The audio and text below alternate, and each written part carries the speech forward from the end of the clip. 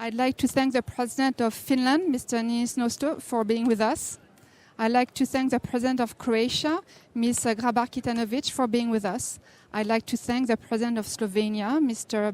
PAHOR, for being with us. And I'd like to thank the President of Iceland, Mr. JOHANNESSON, for being with us. Thank you again. I'll ask very quickly for the leaders of the projects to stand up when I'm calling them. For this session this afternoon, we'll be discussing 4 projects. One on regional ocean governance. One is CTBTO Youth for Peace on non-nuclear proliferation. One is Facebook's initiatives for election integrity. Thank you for being with us. And the last one, last but not least, Southern Ocean governance. The first project that we will be discussing is CBTO Youth for Peace. So I'd like you to please take a place on stand, and you will be discussed by the President of Finland and the President of Croatia. The way we will work this out is the same for each project. Each project will speak for 2 minutes. This is basically an elevator speech. And then 2 presidents, in the present case Finland and Croatia, will be discussing each for 3 minutes. Then we will wrap up and turn to another projects. So, Maria, you're starting. Excellencies, can you hear me? Ladies and gentlemen, are young people today concerned about issues of nuclear disarmament and non-proliferation? Unfortunately, there is a general belief that not that much. However, these topics are becoming of key importance today, and young people definitely need to be more involved in them. By advocating to end nuclear testing globally, CTBTO Youth Group is suggesting 3 main solutions to this global challenge. First, youth empowerment. Young people would want to act more if they know that they can have their voices heard. And for this, we have created a dedicated social media channel, and we're also working with journalists and organizing workshops to empower young people. Secondly, capacity building. Knowledge is power. And 35% of our young participants actually come from developing countries. So we want to build their capacity. Finally, gender empowerment. Our group is 50% gender balanced, and actually some of the main projects are being led by young women. We have launched the project in 2016, and since then, a lot has been achieved. Our group today has over 500 participants. We have managed to bring to the fore the importance of banning nuclear testing and of also raising the issue in the 8 states that still need to sign the treaty for it to enter in the force. A lot has been achieved, but also a lot remains to be done. And we're grateful for your support on this. Thank you very much. We will start by hearing the President of Finland, if you would please. Yes, thank you. Thank you. I start by history. Namely, after Cold War, we already started to think that the time of nuclear arms is over. Unfortunately, that is not reality. So, we need a new generation taking notice to arms control, to disarmament, like you're doing. Actually, I find in your thinking a lot similarities to what we hear in Finland from young people, from different kind of institutions, but it is up to date. So I can't say anything else to young empowerment than just have a word which is heard. And I'm sure that the issue in itself is opening in a way that you will be heard. I come back to this later on. Capacity, knowledge is surely very important. Actually, in Finland, we see that basic knowledge of people gives also possibilities of reacting, for example, hybrid issues, reacting to nuclear issues. If you know enough, you're ready to react. And then to gender empowerment, I'm happy to be a member of UN he for she champion, and I have been there 5 years. I hope that we have succeeded to take the message in our home countries, but also elsewhere. And some very good results have been seen already. But I promise to come back a bit to the current situation. I'm very worried about what we have heard lately. That is that the agreements made by Soviet Union, USA at the time, that is INF, that is also START or New START, which are disarmament, at least to a certain extent. Well, those treaties are now heavily questioned. And that is something that we all have to take seriously. Like we heard Guterres, General Secretary Guterres say just a few minutes ago, there are more centers in the world than during that Cold War time. So it is more also a multi-question, a question for whole human society. So new negotiations have to start, and we are very helpful Finland in that if there's a possibility. Thank you. Sorry. Thank you very much, Mr. President. No, this is absolutely a perfect timing. Mr. President from Croatia? President from Croatia, yes, Madam. We already had that mixed up today. Sorry. No problem. Thank you very much for presenting this initiative. First of all, congratulations. Congratulations, first of all, for taking action. This is what I want for young people to do. And the first aspect that you mentioned, youth empowerment through social media and different channels. Youth are the leaders of tomorrow, but you are already leaders of today. So you will be shaping the agenda of the future, the peace agenda, the world agenda, and go for it. Don't take no for an answer. Be brave, be courageous, and fight for the causes that you believe are right. Secondly, on capacity building, what you said, knowledge is power. Over 2,000 nuclear tests have shattered and polluted the face of the Earth since 1945. Most of them were carried out during the times of the Cold War. And then different initiatives started to curtail them. But we still feel the negative consequences of the testing, whether it be underground, under the sea, or in the air. So we need to educate the population, not just the young, but the population, about the devastating effects of these tests, even on climate change, for instance, which is becoming one of the primary reasons for migrations that we're all facing today. So again, please go ahead and organize as many meetings, as many lectures, as many roundtables as you can in order to explain what a nuclear test means. Croatia does not have any nuclear power, not even for peaceful purposes. With Slovenia, we sort of share that nuclear power plant in Slovenia, so we are responsible for the nuclear waste together with Slovenia, but we're taking responsible action towards that. And finally, gender empowerment. So important. It's been statistically proven that any peace initiative that involves women, and this is certainly a peace initiative, has a lot more chance to succeed than if we exclude women. So this is very important, not just because women make 50% of the population, more than that, of this planet.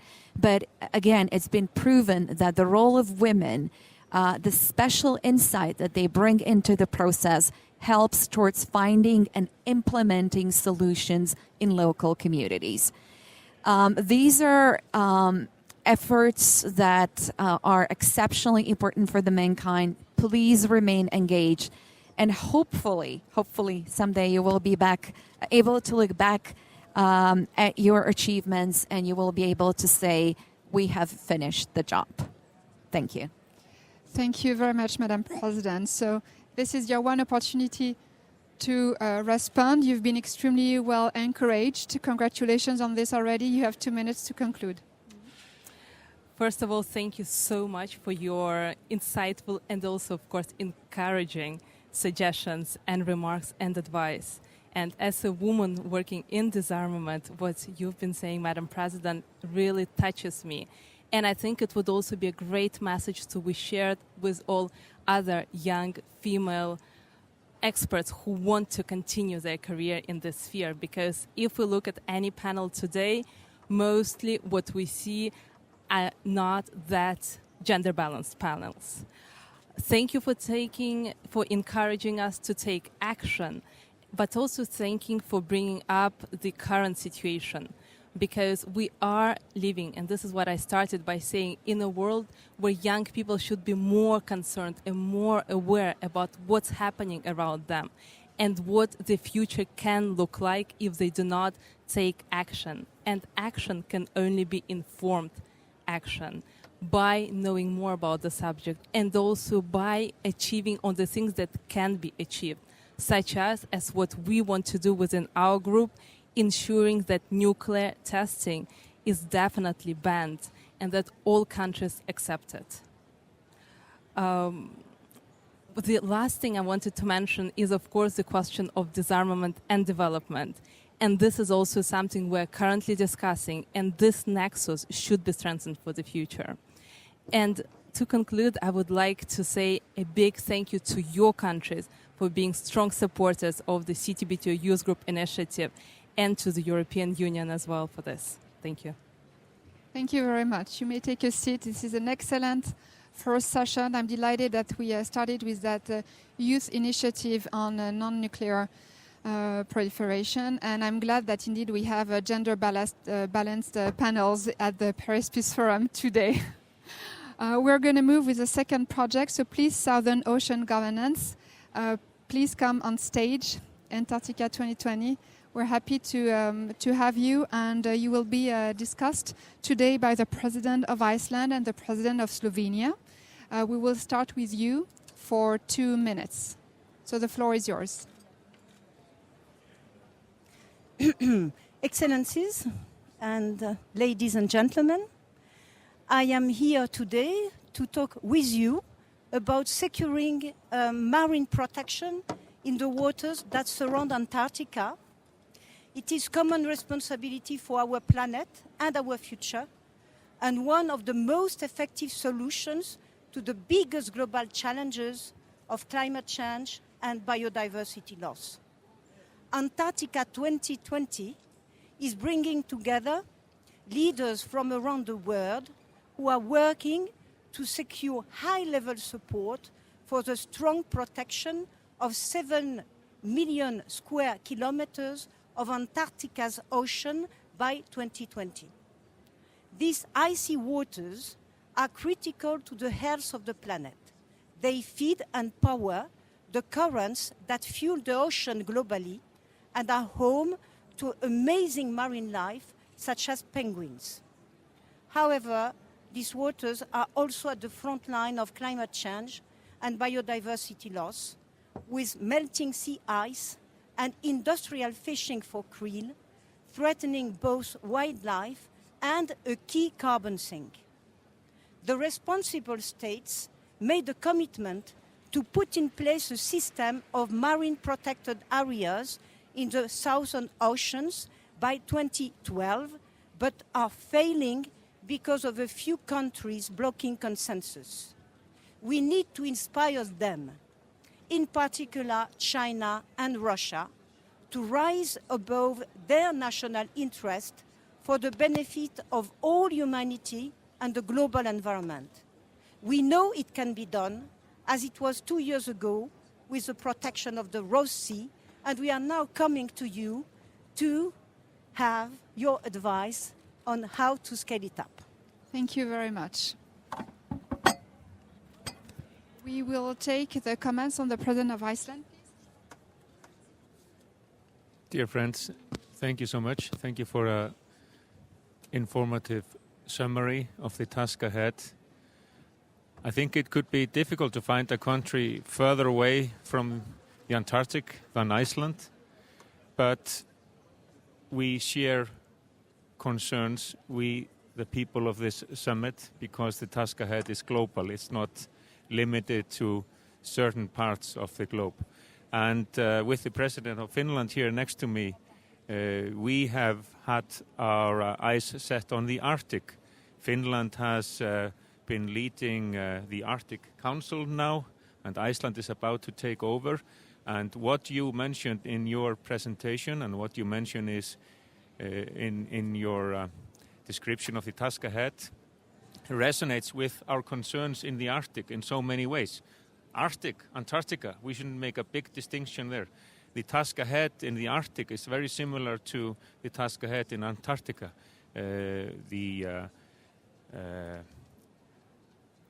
Putting in the forefront nature, environment, and when that is relevant, the sustainable use of resources. In the Arctic, we have the interests of the indigenous population in the forefront. So their interests, their wishes, their concerns, their needs are paramount, not the more indirect and maybe short-sighted interests of others. So even though Iceland is far away from the Antarctic, I think we can make a general input in this sense. And when you think about it, when I look outside from my home in Iceland, I see the ocean, and one drop there will easily be connected with another drop, and before you know it, you're in Antarctica. So it is a common concern for us all. Thank you very much for your insightful presentation, and good luck with the project ahead. Thank you very much. May we follow up with you, Mr. President from Slovenia? Thank you. First of all, I'm very glad to be here with you and share views on these very important issues with friends and colleagues and with young people. Now, first of all, I do support your agenda. I do support your, very, very difficult task to persuade and to get the general consensus, after all, on this very important 2020 agenda. Now, I would like to say this. One of the most beautiful pictures ever taken, I think, is the picture of the blue planet from the space. And it's not that it is just beautiful picture of our planet, but there is a message. It's a small planet. It's a very small planet. From the distance, it seems like it is extremely, it is impossible to think that we are, few billions of people living there. Now, we have only one planet, and we all are responsible for its future. Let me tell you one thing. I'm in politics for nearly 30 years. Not just 30 years, but 15 years ago, we didn't think a lot about green future. Now, things are completely different. Not just Paris Agreement has been reached, with some difficulties normally. But, and I've been to Copenhagen conference where such a consensus has not been reached. So I wanted to say that it's been made a tremendous progress in general opinion worldwide that our planet is beautiful and that it is a general responsibility to protect it. So this Antarctic 2020 agenda is very important. I do support it. Thank you. Would you like to conclude now? You have 2 minutes to respond to the great comments that you were given. Okay. So thank you to both of you for your comments. Of course, Arctic can be inspiration for Antarctic. At the same time, there are differences. So you have indigenous population It is not the case in Antarctic. I mean, penguins are the indigenous population in Antarctic. So it is a difference. And also, it is a continent. So it's a big continent, actually. It's a quarter of the size of the United States. There are other particularities. It has been the object of a treaty in 1959 and a protocol. And the protocol has created a commission for the conservation of nature, where are represented 24 states and the European Union. So all the member states of the European Union are in the capacity to intervene in this file because they are part of the EU. So that's already a great point for all of you.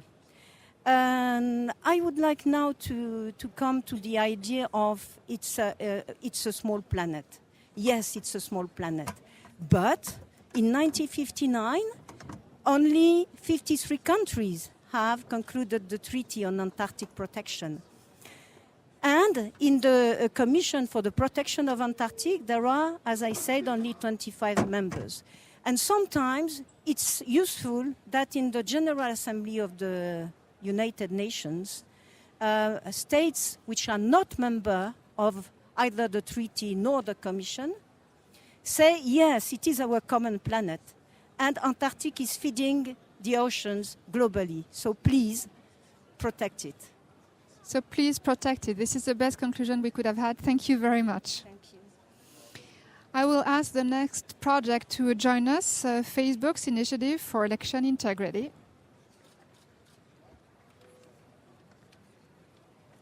We will start with a presentation of the project, and then the President of Croatia and the President of Slovenia will be discussing that initiative.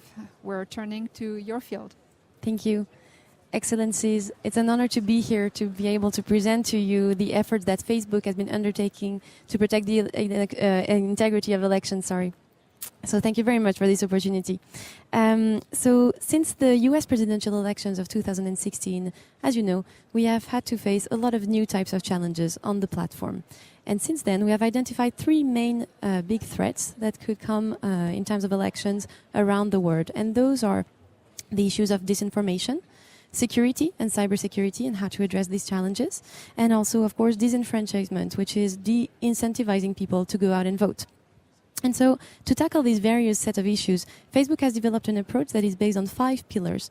The first one is trying to remove the fake accounts on the platform, and those are the main purveyors of false news today on Facebook. And so we've developed a series of machine learning tools that didn't exist until a year ago, and that has enabled us to make tremendous progress in that area. But we're not only relying on machines. We've also staffed up a lot and doubled the size of the team that overviews security at Facebook this year. The second bucket of action for us is making advertising more transparent to be sure that the people that are using the platforms are aware of where the content that they see is coming from. The third one, of course, is reducing the spread of misinformation, and that we can do that by removing content that violates our community standards, working with third-party fact-checkers that are external actors we're partnering with, and educating on the issues of digital literacy. The fourth one for us is, of course, all the work around disrupting interference, and we are able to do that notably by partnering with security experts around the globe, and among others, the Atlantic Council, for instance, that helped us locate and removed a network of bad actors recently during the US midterms election. And finally, supporting an informed electorate is our fifth pillar, and we do that by rolling out civic products that are helpful for citizens in times of elections. Obviously, there's still a lot to do, but we're taking this issue very seriously. Thank you. Thank you very much. Excellent. Madam President, would you like to start? Yes, of course. Thank you very much for this initiative. I cannot stress enough how important Facebook and the social media, the new media and the social networks are today for today's world. Literally with a click of a key on your keyboard, you can disseminate any kind of information around the world. So it's very important to distinguish that information to make sure that it's right, that it's not misused. So on the one hand, Facebook has contributed to democratization of the media because it's not only journalists but citizens that can participate in creating the news and spreading the news, but unfortunately also abuse for different purposes such as misinformation, defamation, but also the potential for terrorists and others, not only to recruit people, but also to instruct people in different ways how to conduct terrorist attacks, etc. So what you're doing, I think it's excellent. In addition to the 5 measures that you've mentioned to counter this disinformation, to ensure for security and disenfranchisement, I would also add, if you could put in a little bit more effort in order to counter hate speech, and hatred around the internet. We've all seen it. All 4 of us have been in campaigns, but it's not only campaigns. I see children at school who are bullied over Facebook. And I know that you cannot remove every single comment. And at my office, we also try not to do that. But there are some that simply need to be removed because they use hatred speech or they use inappropriate names. They are very offensive to people, to certain groups of people, whether it be women or children or national minorities or religious minorities and ethnic groups.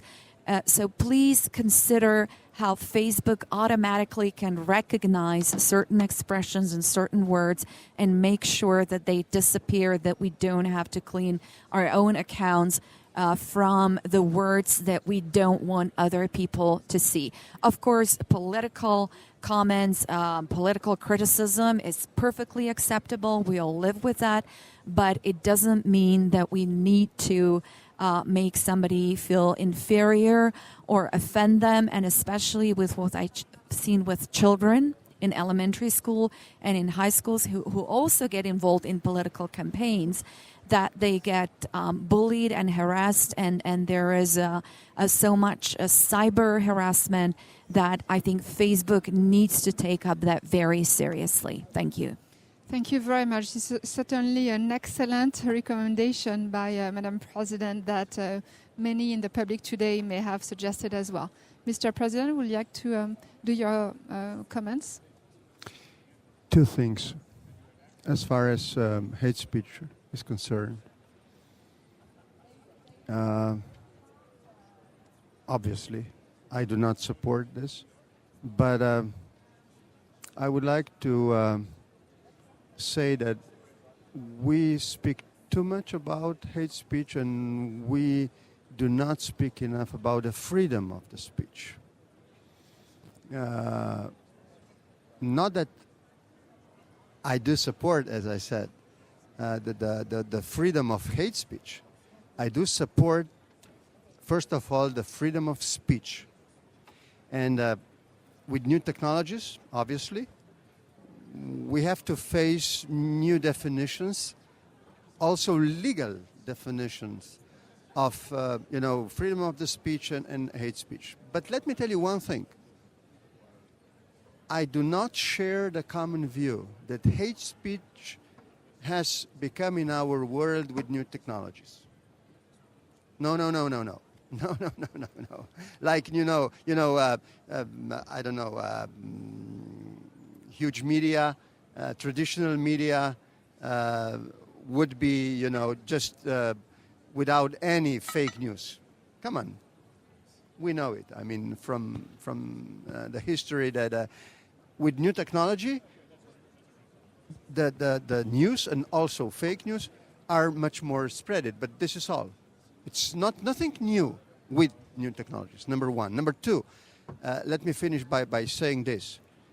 What is the point of free elections? The will of the people.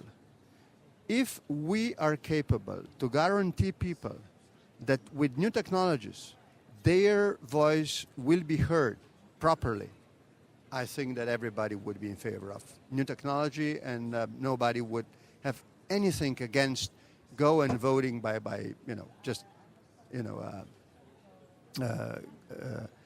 one click. But before that, we have to be absolutely sure that there is no interference between the vote of the people and the result of the elections.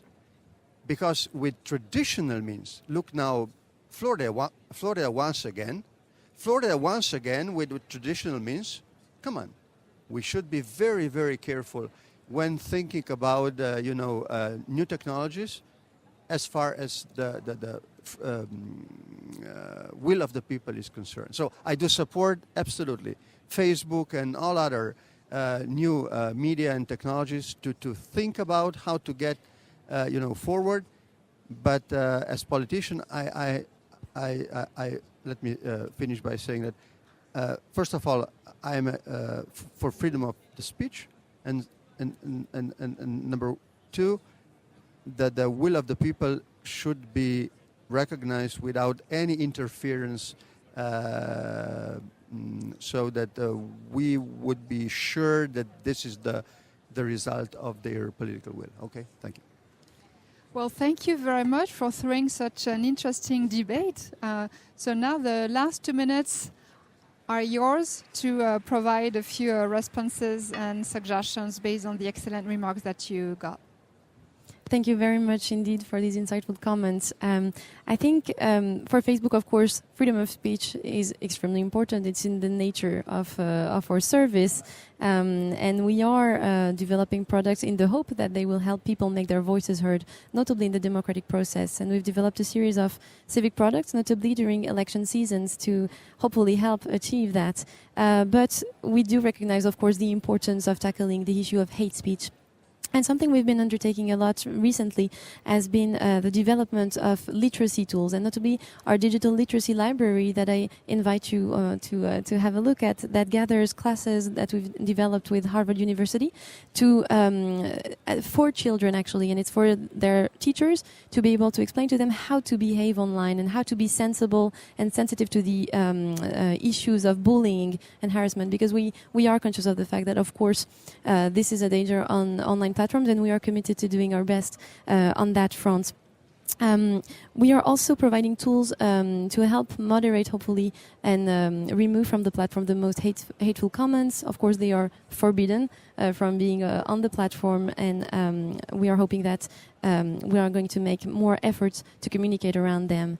And finally, I also wanted to stress, you mentioned the subject of terrorism, and I just wanted to highlight that we have a dedicated team at Facebook working on these issues, and that they are present at the forum, and that you will have an opportunity to meet with them. They're presenting their efforts tomorrow in a panel, so if you want to learn more about how Facebook is working actually with other tech industries like Google and Microsoft, for instance, there's the GIFTC initiative that is working hard on these topics, and I invite you, of course, to come and attend this session. Thank you very much again for giving me this opportunity to present to you today these efforts.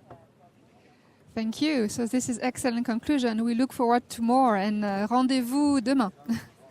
We will turn to the fourth project carried by IDRI, Regional Ocean Governance, and you are closing our session today, and you'll be discussed by the presidents of Finland and Iceland, which is a great honor. So you have 2 minutes. Thank you very much, Excellencies.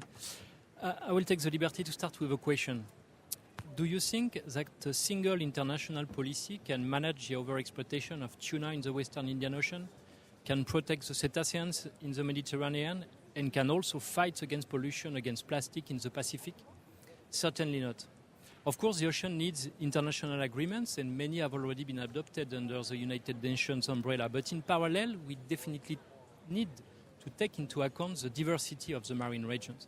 We cannot manage the Mediterranean, the Caribbean, Western Africa in the same manner.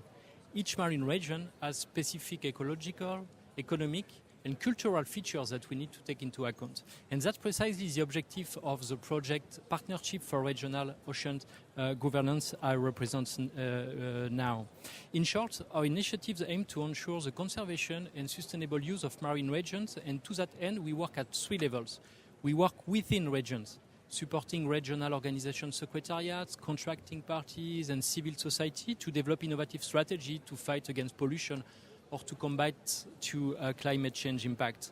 But we also work between regions to facilitate exchange of best practices in the management of marine protected areas, for instance. And last, we work between the global level and regional initiatives to create more synergies between the related policy processes, and that's, for instance, very important for the governance of the ICs.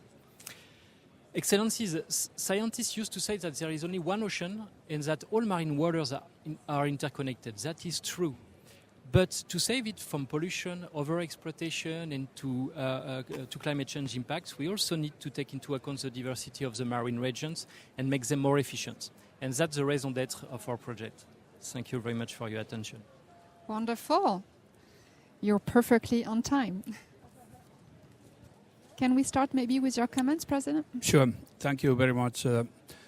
First of all, health of seas is global health. If we have sick seas, we do not have global health anymore left. I fully agree with you that no one can tackle by its own problems. So we need international cooperation, but I do agree also, like you said, that different features are existing on different regions, and that means that local knowledge, regional knowledge is utmost important. I come up to north, to Arctic Sea. We are now, Finland, chairing the Arctic Council. We have an idea of having first ever Arctic summit with all the heads of states from 8 countries, that is USA, Canada, the Nordics and Russia. It's still open whether that is successful, but the idea would be to show to rest of the world that we can take care of Arctic Ocean, Arctic Sea.